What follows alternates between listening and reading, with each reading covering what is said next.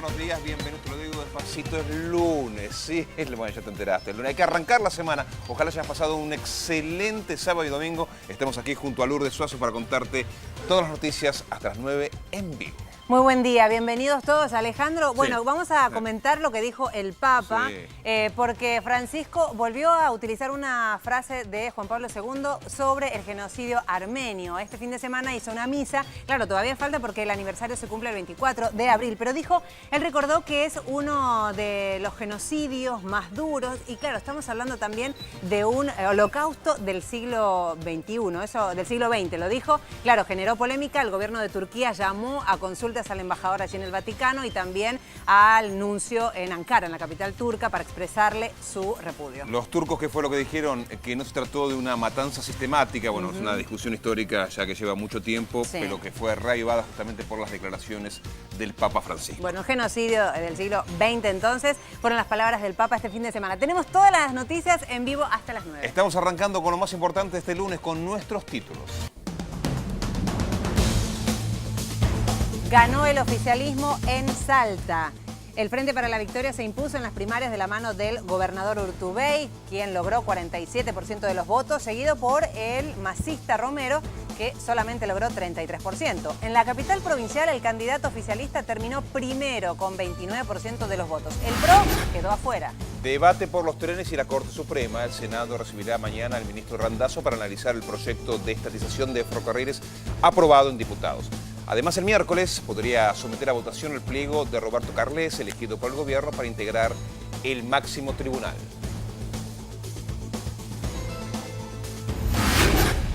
Temporal e inundaciones en Catamarca y Tucumán. Las lluvias comenzaron el sábado, provocaron el desborde del río Paclín y el dique Escava. Esto obligó a cientos de personas a abandonar sus casas. Se declaró alerta en las localidades tucumanas de Graneros, La Madrid, Monteagudo y Alberdi.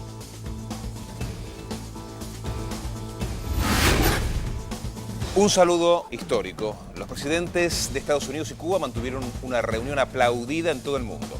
Fue en la Cumbre de las Américas de Panamá, donde Venezuela apostó al diálogo con la Casa Blanca y Cristina denunció la intervención de las potencias en la región.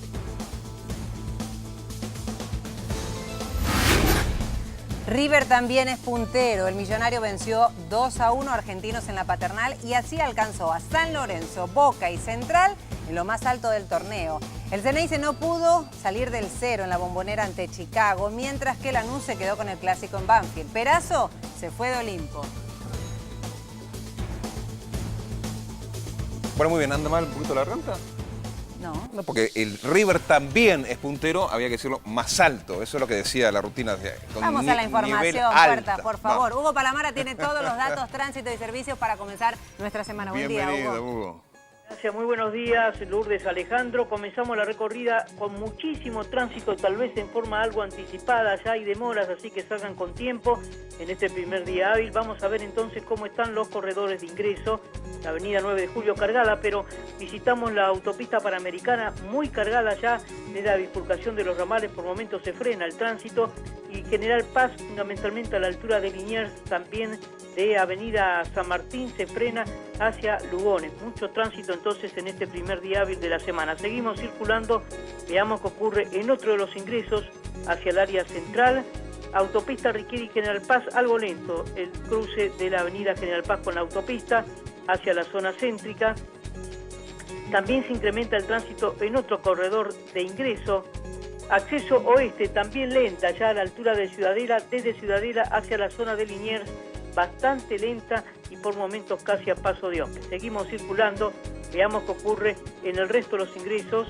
En este caso, la autopista La Plata-Buenos Aires comienza a incrementarse el tránsito desde Dock Sur hacia Ingeniero Huergo y también con abundante tránsito el próximo corredor de ingreso, la avenida General Paz y Lugones. Como les decía, General Paz, altura Liniers, también Beiró y San Martín en Villa Devoto con lentitud hacia la zona de Lugones, hacia el Río de la Plata. Llegamos a las autopistas urbanas, Perito Moreno y 25 de Mayo lento, la autopista 25 de Mayo desde el peaje y hasta Varela, con muchas demoras. Recordamos que se están realizando obras que tienen que ver con los carriles exclusivos para el transporte público de pasajeros. Por último, en cuanto a los servicios, trenes, subtes y premetro están funcionando de esta manera, es decir, de acuerdo a los cronogramas contemplados. El premetro no se detiene en la estación Nuestra Señora de Fátima por obras. Hasta luego. Hasta luego, Hugo, muchas gracias. En minutos nada más, actualizamos desde la calle. Hay alerta para buena parte de la provincia de Buenos Aires y qué otras provincias. Nadia, buen día. Muy buen día, Alejandro. Lourdes, buen día, buen lunes. Aquí comenzamos lamentablemente con una alerta. Después del fin de semana tan difícil en Catamarca y en Tucumán, hoy arranca el lunes en el sur de Córdoba, todavía, porque ya se está debilitando, pero todavía hay probabilidad, ¿eh? Sur de Córdoba, sur de San Luis, noreste de La Pampa, pero quiero actualizar esto y en el centro sur de la provincia de La Pampa se está formando una tormenta ahora. Noroeste, centro y sudeste de Buenos Aires, tormentas fuertes, pero aisladas. No es toda una masa uniforme que avanza, no.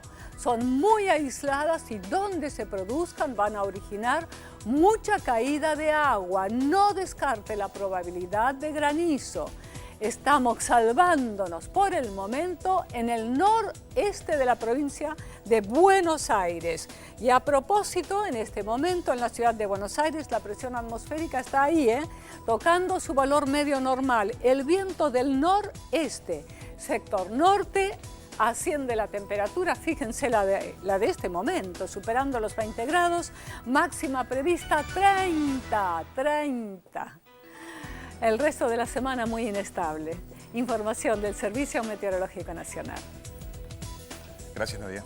A ver, comencemos con las elecciones porque ayer fue el puntapié inicial de unas primarias que ya arrancaron y durante todo abril va a haber elecciones. Bueno, nos vamos a Salta porque allí hubo un triunfo del Frente para la Victoria en las primarias. Bueno, hubo por supuesto festejos, ¿no?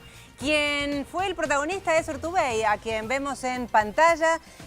Bueno, a ver, el gobernador Juan Manuel Urtubey logró más del 47% de los votos y en segundo lugar, pero con 14 puntos de diferencia, estaba Juan Carlos Romero. A ver, se ha dado en la provincia de Salta una situación realmente llamativa porque se enfrentaban lo que ha sido el pasado, la década del 90, allí en la provincia de Salta, y lo que ha sido la renovación. Cuando le preguntaron a Urtubey, reconozcamos y recordemos que Urtubey nació políticamente justamente de la mano de Romero, ¿qué es lo que rescataba del anterior gobernador y actual contrincante? Bueno, no hacer nada de lo que él hizo mal. Eso es lo que rescataba justamente de Romero, dijo Urtubey en la jornada de ayer. A ver, recordemos, somos parte de este proyecto nacional. Los argentinos de este rincón de la Argentina queremos seguir adelante, no queremos volver al pasado. Estas fueron las primeras palabras cuando se dio a conocer el resultado. Ahí en el recuadro de la derecha de la pantalla ven justamente el festejo y estuvo acompañado de muchos dirigentes de este proyecto nacional. Lo vemos al gobernador Daniel Scioli, lo vemos a Guado de Pedro, secretario general de la Presidencia, Florencio Randazzo, bueno, varios allí. Estuvo también el gobernador Urribarri, estuvo también el jefe de gabinete, Aníbal Fernández, todos acompañando a un Urtubey que si bien estaba aventajaba en todas las encuestas, ninguna daba una diferencia de 14 puntos y sobre todo donde se esperaba una paliza por parte del candidato del PRO en la capital justamente de los salteños. Bueno, ahí estuvo realmente casi un empate técnico, muy pero muy reñida la elección. A esta hora, como es habitual, el jefe de gabinete Aníbal Fernández habla. Laura, buen día. Buen día, bienvenida. Alejandro, y claro, este era uno de los temas principales que se estaba analizando hace segundos nada más por parte del jefe de gabinete. Estamos hablando aquí en la explanada de Casa de Gobierno, el triunfo para el tercer mandato de Urtubey allí en la provincia de Salta, con una diferencia ya casi anunciada, más de 14, 15 puntos.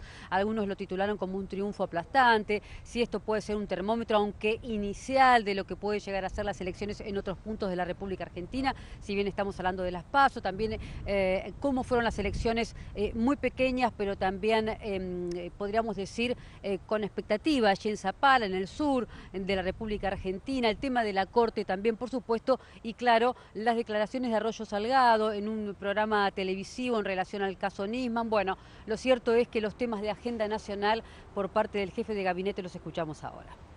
Ministro, los dichos de Méndez el viernes sobre eliminar las paritarias, ¿qué tiene para decir? Nosotros estamos acostumbrados a que Héctor Méndez tenga este tipo de expresiones desafortunadas. La realidad es que la paritaria tiene una vocación formal hace muchos años, expresadas por Juan Perón desde un principio, de que tanto el empleador como el trabajador se sientan a una mesa con la participación activa del Ministerio de Trabajo para acordar las formas del trabajo y el valor del mismo, con lo cual es un objetivo saludable ese tema. La expresión muestra un costadito de lo que muchos no quieren ver y que yo lo vengo explicando a lo mejor con una expresión muy llana pero muy contundente. Si no está un gobierno de las características del gobierno de Cristina Fernández de Kirchner, no va a haber convenciones colectivas de trabajo, no va a haber paritarias, porque evidentemente todos los que están trabajando y acumularán por derecha, tanto como Macri como este intento desgraciado de Massa, no es otra cosa que un fiel reflejo de que buena parte de esos empresarios que ponen plata para que puedan llevar adelante su campaña, el objetivo que tienen es que se cumplan los objetivos o sus deseos, y sus deseos no tienen que ver con los de los trabajadores, con el que menos tiene. La expresión de Méndez no es otra cosa que desafortunada, porque expresa una decisión que el trabajador y los sindicatos no están dispuestos a aceptar seguramente, y muchos dirigentes políticos como quien les habla no estamos dispuestos a aceptarlos, y por otro lado aparece una visión clara de que esa expresión de la derecha lo que pretenden es volver a ese gobierno conservador de la década del 90, algunos le quieren llamar neoliberalismo, yo le llamo gobierno conservador, siguen siendo gobiernos conservadores que ahora se han fagocitado a la Unión Cívica Radical de la mano de Sanz, ¿no? Aníbal, podemos hablar un poquito de las elecciones, las pasos en Salta. Bueno, el primer triunfo del kirchnerismo, ¿qué opinión le merece? Estuvimos ayer acompañándolo al gobernador Urtubey. Yo lo veo como un hecho más que auspicioso, porque es la tarea de una nueva forma de hacer política en una provincia de características conservadoras y que venía teniendo una expresión determinada, y que la llegada de Juan Manuel Urtubey a la gobernación le valió el esfuerzo y el trabajo distinto de lo que existía. Hay parajes remotos que ni siquiera había pasado un gobernante en años, y si pasó, pasó por casualidad, que precisamente es Urtubey el que se ha ocupado de que no hubiera un solo habitante en Salta que no tuviera una cercanía, una relación, una manera de tratarse con el gobierno provincial y representando al resto de los salteños. Bueno, la expresión se ve en el día de ayer reflejada en dos formas. La primera forma es lo que representa la provincia en sí misma, por esta misma tarea que les estoy comentando. El 50% de quienes votaron en las primarias votaron por la fórmula de Juan Manuel Urtubey y Miguel Issa, que había sido hasta 3 gestiones atrás intendente de la capital provincial. Pero lo importante es que también el candidato de nuestra fuerza política a intendente de la capital también aparece mezclado entre la discusión con los otros dos candidatos, con lo cual de los otros dos, uno de los dos no va a estar porque representan la misma fuerza, uno por Massa, uno por Macri, terminaron acompañando a Juan Carlos Romero, pero nuestro candidato venía ganando sin inconveniente, y la realidad es que cuando se presente esta fórmula junto con la fórmula del gobernador, que es la que los salteños están marcando como la fórmula más segura de garantizar los derechos que se le reconocieron y que le respetaron, soy altamente optimista de que salgan elegidas las dos fórmulas como para gobernar la provincia y la capital los próximos 4 años. ¿Tiene diferencia? No, yo lo había hablado con Urtubey, tengo una amistad personal con Urtubey, con lo cual suelo hablar cada tanto, y este tema lo había hablado hace como un mes y pico, un poquito más quizás, y ante algunos comentarios agoreros de falsos analistas de la cosa, le pregunté qué veía él. Él me dijo que tenía muy en claro, no permite el que se publiquen encuestas de la tarea que llevan y cosas por el estilo, pero me dijo, nosotros tenemos que estar ganando entre 12 y 15 puntos, y así fue, son casi 14 puntos, así que lo tenía muy en claro, muy lógico lo que estaba haciendo. No obstante eso, Romero avisó o anticipó que no reconoce el triunfo y que va a iniciar una investigación por fraude. Está bien. ¿Le escuchó alguna vez decir otra cosa que no sea eso? No es un tema que nos preocupe. ¿Zapala también fue reelecta a la intendenta? Sí, lo entendía. Sabía que las condiciones estaban dadas para que pueda ganar sin inconvenientes. Cuando llegué a San Martín de los Andes habíamos quedado a lo mejor de encontrarnos en el aeropuerto de San Martín de los Andes y su actividad se lo permitía. Bueno, evidentemente tenía un montón de trabajo y tenía que trasladarse, bueno, no pudimos hacerlo, pero le mando mis saludos y mi reconocimiento porque sé que hizo una excelente tarea. Aníbal Fernández, ¿cómo recibe las declaraciones de Lorenzetti, quien señaló que cada vez que un gobierno cambia los números de la Corte Suprema de Justicia se ve alterada la figura del presidente? Sí. Es un análisis histórico del doctor Lorenzetti, que tiene todo el derecho del mundo a hacerlo. En ningún momento yo he escuchado a nadie decir que hubiera necesidad de modificar la Corte, ni cosa por el estilo, y dentro del marco de las posibilidades que nuestra propia Constitución ofrece está la de modificar la Corte. Si comenzamos a hacer análisis desde 1853 a la fecha, ha habido varios intentos y modificaciones que han dado por sentada esa posición. Hoy no estamos en una buena posición porque de los que están son 4 y de los 4 el doctor Fait prácticamente no tiene actividad. Ustedes deben saber que la Corte tiene de las 10 causas muy importantes que suelen estar si no están en las tapas, están en las primeras hojas de los diarios y otras 2000 causas más, que el doctor Fait con 97 años no está en condiciones físicas y no sé si las estará mentales, con todo el respeto que me merece, porque ha sido un excelente ministro de la Corte, para ver semejante nivel de trabajo que requiere de mucha dedicación y de mucha lectura para conocer en cada uno de los expedientes, cosa que hay que mirarla con mucha prudencia. De la misma manera, hay que mirar con mucha prudencia el artículo 280 del Código Procesal Civil y Comercial de la Nación, que es el que permite que la Corte rechace in limine una causa que pueda llegar a su entendimiento, digamos. Creo que es un tema que tenemos que mirarlo con mucha prudencia. Son 4 miembros, de los cuales uno prácticamente no está en condiciones de llevar adelante su tarea. Estamos en una situación incómoda que la política está generando aún más incomodidad. Bueno, seguiremos avanzando a ver si podemos concretar la incorporación. Viviana Feña, al parecer, va a investigar las cuentas en el exterior, algo que estaba en cierta forma pidiendo usted. Ya hizo un pedido, habló, tengo entendido, con el fiscal Sony, cuando el fiscal Sony se lo pidió, y después ella misma hizo una expresión de que presentaba el exhorto para hacer las averiguaciones y que se conseguir toda la información que corresponda al respecto. Es un tema muy difícil acá porque nos encontramos en una situación absolutamente no deseada. El otro día escuchaba a un periodista de estos tantos que se golpeaba en el pecho cuando aparece la desgraciada desaparición física del doctor Nisman, porque no podemos dejar de calificarla de semejante manera. Y nos decía que la muerte de Nisman era el punto de inflexión. Mentira, yo no estoy convencido que sea. El punto de inflexión es la falta de seriedad y la falta de honestidad del doctor Nisman de llevar adelante nada menos que la investigación de una causa del atentado más importante que sufrieron los argentinos, como es el caso de AMIA. Esa va a ser el punto de inflexión. En este caso hay muchas cosas por saber. ¿Qué fue lo que pasó? Exactamente, no podemos conocer todavía la causa de la muerte. Veía a la doctora Arroyo Salgado que decía que no había ningún seguro por cobrar por terceros, llamativo que el doctor Nisman no tuviera un seguro, llamativo que se sentía amenazado no haya contratado un seguro de esa característica. El doctor Nisman se tomó el trabajo de pedirle a su amigo Lagomarsino un arma para defenderse y no tuvo lo suficientemente precavido como para pedir un seguro de vida en esas características. Es algo que no se termina de comprender. Y paradójicamente, uno tiene derecho a pensar mal en algunas cosas.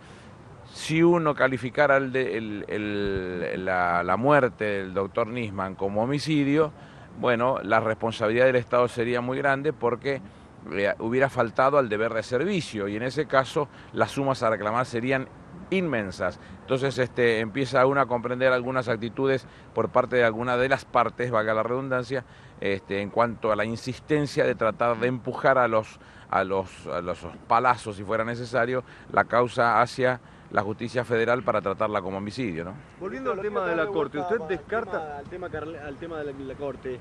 Se habla de la posibilidad de que el gobierno incluso no retire el pliego de Carles porque le falta el número. ¿Hay alguna posibilidad de que eso suceda? No sé quién lo habla, no, nosotros no hemos hablado del tema. ¿Y ustedes descartan que se presente algún tipo de proyecto como para ampliar el número de la Corte? Lo tengo que descartar prima facie porque no hay ninguno. Ahora, que el derecho está comprendido en la propia Constitución de la Nación, no tenga ninguna duda, pero el descartar pareciera que cortó mano, cortó fierro. No, la realidad es que no hay ningún proyecto que yo conozca ni he escuchado ninguna conversación al respecto, pero el derecho sigue estando permanente en la Constitución de poder hacerlo. Yo en el mes de noviembre o de octubre, no recuerdo bien, lo comento porque por ahí se va a conocer en algún lugar y entonces voy a quedar como un chanta si no lo cuento, o por lo menos que lo omití no contarlo. Yo le hice llegar a la Presidenta de la Nación mi visión al respecto, que era imperioso no solamente ampliarlo, sino dividirlo en salas, porque debiera haber una sala penal, porque en el caso de hechos puntuales que se han acontecido en las provincias y que vienen como causa originaria a la Corte, no se estaría conformando con un juez natural esos análisis. Ejemplo, Marita Verón. Es un caso muy sonado y todos lo conocemos, desgraciadamente por el dolor que ha producido, pero si viene eso elevado desde el Superior Tribunal de Tucumán, quienes tienen que participar no estarían formando o componiéndose por quienes debieran ser los jueces federales o los jueces naturales para llevar adelante o entender en esa causa. Debiera haber una sala específica y eso fue lo que yo le expresé a la Presidenta de la Nación en aquel momento, pero fue un análisis absolutamente personal de un senador de la Nación, nada más que eso. ¿Cómo evalúa, ministro, el resultado de la Cumbre de las Américas? El resultado es positivo, que se junten en estos términos es positivo. Se hace más positivo cuando aparece Cuba en la escena nuevamente. No se reunía un presidente cubano con un presidente norteamericano, en este caso Fulgencio Batista con Dwight Eisenhower, desde el 22 de julio del 1956 en la misma Cumbre de las Américas en Panamá, paradójicamente, en el mismo país. Con lo cual, fíjese la importancia. Y después de haber estado en vida una decisión unilateral por parte de los Estados Unidos de sancionar a Cuba con un cierre prácticamente de sus fronteras al trato comercial y de cualquier característica, que el pueblo cubano tenía dos formas de salir de él, lo dijo el propio presidente Raúl Castro. O sucumbían a sus maneras de pensar o resistían y hacían el esfuerzo de la forma que lo han hecho, y esto es la respuesta más responsable que se puede ver y que uno tiene que reconocer en el pueblo cubano. Bueno, que hoy dos presidentes, uno cubano y el otro norteamericano, se vuelvan a juntar para hablar de una forma de relación distinta y comenzar un proceso que elimine definitivamente este bloqueo, habla de lo importante que pueden tener este tipo de reuniones. Vuelvo a insistir, desde 1956, estamos hablando de 57 años después, no creo que tiene una importancia superlativa. Y la responsabilidad de muchos de los presidentes americanos, que antes se le hacía muy difícil alzar la voz, hoy como un análisis conjunto de la política internacional, sobre todo en términos de región, habla de hombres y de mujeres muy resueltos de decir cosas que antes no se decían, como lo hizo Rafael Correa, como lo hizo Evo Morales, como lo hizo Dilma Rousseff, como lo hizo nuestra Presidenta de la Nación, con mucha claridad al respecto, exigiendo que no se podía tener una normativa como la que se dictó en los Estados Unidos, diciendo que Venezuela era una amenaza, de la misma manera que le sucede a la Argentina con Gran Bretaña, pretendiendo poner a la Argentina como amenaza con el solo objeto de utilizar un gesto de patrioterismo berreta, en el cual el primer ministro británico nos tiene acostumbrado cada vez que va a elecciones y no le salen bien las cosas en cuanto a la relación con su pueblo. Toma este tipo de decisiones de nacionalismo berreta, invierte una fortuna para tener 1.500 soldados en las islas con 2.000 habitantes, un sinsentido que poco tiene que ver, y además pretendiendo usufructuar y sacar beneficios comerciales a algo que nos pertenece y que, conforme la resolución 2065, que ya cumplió 50 años, conseguida por el canciller Zabal Ortiz de del canciller del doctor Arturo Umberto Illia, nos hace a nosotros seguir reclamando el derecho de sentarnos a una mesa a discutir o a dialogar, como dice puntualmente la resolución 2065, impedida por el fracaso, gracias a Dios, y esta brutalidad a la que nos sometieron un gobierno de facto y que ellos mismos habían reconocido. Aníbal, volviendo al tema de Méndez y las paritarias, ¿son expresiones personales o son expresiones de un grupo de empresarios? No lo sé, hay que preguntarle a Méndez, no lo sé, pero que no dude que hay muchos empresarios que piensan eso, no necesito preguntárselo a Méndez, eso no tengo duda. Vuelvo a insistir, si no hay un gobierno de las características del de Néstor, del de Cristina, es decir, el peronismo bien entendido, protegiendo a la columna vertebral de ese movimiento nacional y popular como es los trabajadores, ninguno va a aceptar que haya convenciones colectivas de trabajo. No está dentro del marco de la vocación de la derecha el tener ese tipo de relaciones con la fuerza del trabajo, sin Pero ninguna duda. En el análisis de Méndez es solamente un tema de inflación, dice, si hubiese inflación No, menor... sí, claro, es una hermosa manera de sacarse el lazo con la pata. Dice la puntita y después no sabía cómo salir y salió por el hueco que le dejaron, nada más. Gracias. Las palabras del jefe de gabinete, Aníbal Fernández, bien temprano, como es habitual. Otras elecciones que han beneficiado al Frente para la Victoria, en este caso no fueron primarias, fueron elecciones en Zapala. Había que renovar la intendencia y también el poder legislativo, y allí quien era la intendenta y es la intendenta de los zapalenses se ha impuesto nuevamente y ha retenido el poder, ha logrado la reelección. Estamos hablando de Soledad Martínez, quien estira su mandato hasta el 2019. Claro, así le ganó al candidato del Movimiento Popular Neuquino, que era el candidato era Juan Grandi. Incluso ya el gobernador Jorge Zapac reconoció el triunfo de Martínez, dijo que, bueno, fueron derrotados su fuerza, pero que fue digna la elección del día de ayer. Votó entre el 75 y 80% del padrón. Se habla de una diferencia que iría entre el 10 y el 12 puntos porcentuales. Bueno, los neuquinos irán a las primarias el 26 de abril, el mismo día que se harán las primarias aquí en la ciudad de Buenos Aires. Es el segundo test electoral antes de las provinciales, justamente. Los zapalinos también optaron por 11 nuevos integrantes del Consejo Deliberante. Hubo 81 mesas distribuidas en 16 escuelas habilitadas, más el Palacio Municipal. Reiteramos, Soledad Martínez entonces, hasta el 2019, la mujer, claro, la mujer del Frente para la Victoria, retiene el poder allí en Zapala. Y de Neuquén ahora nos vamos a hablar de la Cumbre de las Américas, claro, que no logró una declaración final. Se lo habíamos adelantado porque Estados Unidos y Canadá no querían que se hable del decreto de Obama. Bueno, lo que vemos es una de las fotos, ¿no?, que marcaron un antes y un después. Hace más de medio siglo que no se reunían un presidente de Cuba y de Estados Unidos. Vimos la bilateral Raúl Castro, Barack Obama. Así es, esa es la foto que ha recorrido el mundo, el diálogo que entablaron justamente ambos mandatarios, luego en las deliberaciones en la mesa, en la foto de familia, bueno, Cuba y Estados Unidos, y la situación de Venezuela también ha sido uno de los temas centrales. Mira, Cristina Fernández de Kirchner habló, qué casualidad, en el mismo mes, en el mismo periodo, Estados Unidos calificaba como una amenaza a Venezuela y el Reino Unido decía que Argentina se estaba rearmando y que también estaba en peligro las Malvinas, por eso tenía que enviar más presupuesto militar. No es casual, ¿no? La presidenta consideró ridícula esa calificación y la comparó con las denuncias falsas, como decía Lourdes, de Gran Bretaña contra Argentina por sus reclamos de soberanía en las Islas Malvinas.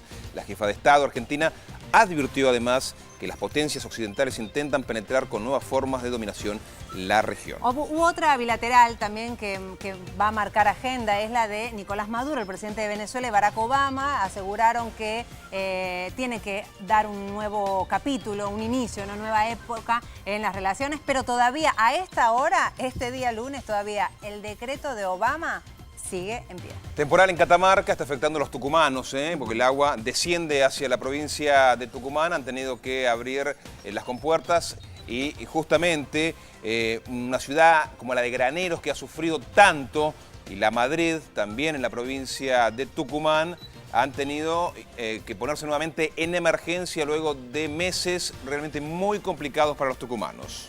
Bien. A ver, recordemos que hay varias familias que tuvieron que abandonar sus casas, ¿no? Se autoevacuaron para tratar de evitar males mayores. Los que vemos son fotografías, por ejemplo, de alguna de las localidades. Si hablamos de Tucumán, tenemos que mencionar Graneros, La Madrid, Monteagudo, Alberdi. Allí Defensa Civil declaró alerta amarilla. Sí, sorprende que lo hayan dejado llenar tanto, decían justamente desde la localidad de Graneros, están hablando del dique que debió abrir sus compuertas para poder... ahí estamos viendo lo que es el dique que debió abrir sus compuertas para dejar pasar el agua. Lo que decían los habitantes, ¿por qué esperaron tanto tiempo? Bueno, evidentemente los especialistas saben cuándo tienen que abrir o no la compuerta. Lo cierto es que una vez que hacen lo propio, las zonas se inundan y hay que ver la permeabilidad del suelo, algo que está realmente muy complicada después de meses de lluvias y un temporal que ha dejado la zona en un verdadero desastre. 7:30 de la mañana de este lunes, vamos a repasar lo más importante a esta hora, nuestros títulos. Ahí está. Ganó el oficialismo en Salta. El Frente para la Victoria se impuso en las primarias de la mano del gobernador Urtubey. Logró 47% de los votos, seguido por el masista, el candidato Romero, que solamente logró 33 puntos. En la capital provincial, el candidato oficialista terminó primero con 29%. El PRO quedó afuera. Debate por los trenes y la Corte Suprema. El Senado recibirá mañana al ministro Randazzo para analizar el proyecto de estatización de ferrocarriles aprobado en diputados. Además, el miércoles podría someter a votación el pliego de Roberto Carles, elegido por el gobierno, para integrar el máximo tribunal. Temporal e inundaciones en Catamarca y Tucumán. Las lluvias comenzaron el sábado y provocaron el desborde del río Paclín y el dique Escava. Esto obligó a cientos de habitantes a abandonar sus hogares. Se declaró alerta en las localidades tucumanas de Graneros, La Madrid, Monteagudo y Alberdi.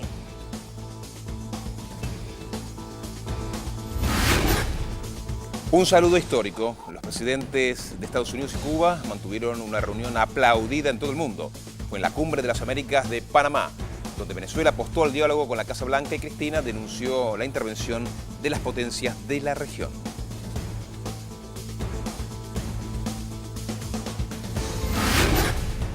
Y sí, River también es puntero. El Millonario venció 2-1 a Argentinos en la Paternal y así alcanzó a San Lorenzo, Boca y Central en lo más alto del torneo. El Ceneice no pudo quebrar el cero en la Bombonera ante Chicago y Lanús se quedó con el clásico en Banfield. Perazo se fue de Olimpo. Las abuelas de Plaza de Mayo han manifestado durante las últimas horas su profundo dolor. El sábado por la noche se descubrió que uno de los nietos recuperados, uno de los últimos, se había suicidado. Estamos hablando de Germán Atanasiu Lashkan. El terrorismo de Estado dejó duras huellas en nuestras familias. Día a día las abuelas luchamos amorosamente por reconstruir los lazos rotos, así como celebramos la restitución de cada nieto como si fuera la del propio. Cada partida temprana nos duele intensamente. Esto dice el comunicado de abuelas. El nieto recuperado 109 tenía 39 años y había sido secuestrado y apropiado por represores en abril de 1976. Nos vamos ahora a Estados Unidos porque parece que ya se hace algo habitual. Otro video demuestra la brutalidad y el asesinato casi sangre fría de un policía con un ciudadano negro otra vez. Es un nuevo video que nos lleva ahora a Oklahoma. Él trataba de huir, fíjense cómo se escapa, pero después lo alcanzan. Van a ver cómo lo agarran. Él va a estar en el piso. Una vez que ya estaba totalmente controlado, el policía disparó pensando que estaba utilizando la taser o taser. Bueno, a ver... pero no, era la de balas de verdad. ¿Qué está pasando en Estados Unidos? No, está pasando lo de siempre. La diferencia está que ahora la tecnología nos permite tener acceso a videos que antes no nos lo permitían y ahora podemos ver estas realidades. Esta vez fue en el condado de Tulsa. Como decíamos, en Oklahoma, cuando el cuerpo de seguridad local perseguía... Mirá, ahí se lo ve, ya está en el piso, fíjense. Se trata de Eric Courtney Harris, la víctima, quien escapaba a pie y vestía una franela blanca y shorts azules. A ver, lo que pasó es que gracias a este video se dio a conocer qué pasaba, porque el policía dijo, bueno, me equivoqué, pido disculpas, fue un error porque quise utilizar la otra pistola, no la que tiene balas de verdad, sino una descarga de shock eléctrico, pero ese error terminó con la vida. Otra vez más, un policía termina asesinando a un hombre negro. Nos quedamos en Estados Unidos, pero para hablar de una candidatura se venía previendo, pero finalmente Hillary Clinton ha anunciado que será candidata por los demócratas justamente para ser presidenta de los norteamericanos. Hillary Clinton, estamos hablando quien recordemos, estuvo al frente también de la Secretaría de Estado de Estados Unidos y también... Y lo que vemos ahora, ¿saben qué es? Es el video con el que lanza la candidatura. Este fin de semana hizo el anuncio y puso fin ya a las especulaciones. Y Hillary Clinton va a buscar la presidencia. El video también muestra, ¿no?, cuáles serían los planes y los proyectos que llevaría la Casa Blanca. Vos sabés, Lourdes, que será la segunda vez que Hillary Clinton se presentará para liderar la Casa Blanca. La primera fue en 2008, cuando terminó derrotada en las internas demócratas por el actual presidente, por Barack Obama. En las primarias, exacto, como serían las PASO acá en la Argentina, bueno, pero en Estados Unidos. Ellos le llaman la Convención Democrática o la Convención Republicana. Bueno, ya todos se están ajustando entonces para lo que serán las próximas elecciones. ¿Qué dijo? Los estadounidenses de a pie necesitan a alguien que los defienda y yo quiero ser esa persona. Estos son palabras textuales. Dijo, necesitan los norteamericanos un campeón. Esas fueron las palabras. No, dijo un campeón. ¿Sabes qué dijo un campeón? Y Hillary Clinton dice que es la campeona justamente que necesitan los norteamericanos para liderar este proceso.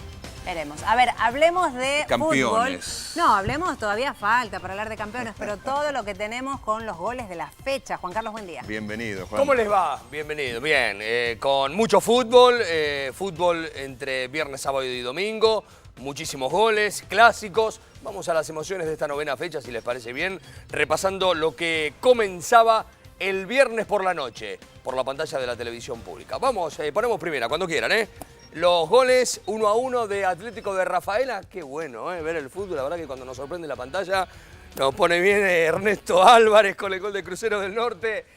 Lo ganaba 1-0 y llegó Jesús Morales, que estaba pugnando por ver su gol. Estaba allí, 7:36 de la mañana, y Jesús Morales dijo, a ver si encima de estos chicos ponen los goles. Bien, ahí lo estaba esperando Jesús Morales y también Sambuesa y Dineno por la gran victoria de Temperley sobre Colón de Santa Fe. Cristian Llama marcaba para Colón, 2-2 emotivo. En Mendoza, con los goles de Mariano Pavone para Vélez Arfiel, va a marcar por 2 el ex hombre de Estudiantes de La Plata y Cruz Azul de México.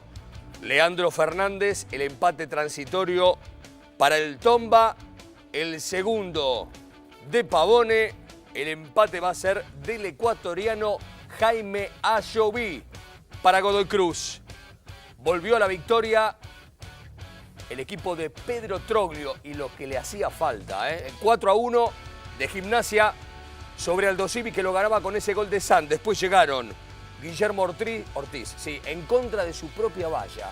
El hombre de Aldo Civi, Nacho Fernández, 2 del ex Rosario Central, Antonio Medina, qué buenas definiciones las de Medina, como pasaba cuando defendía la camiseta del equipo de Arroyito. Ahora en Gimnasia, gran goleada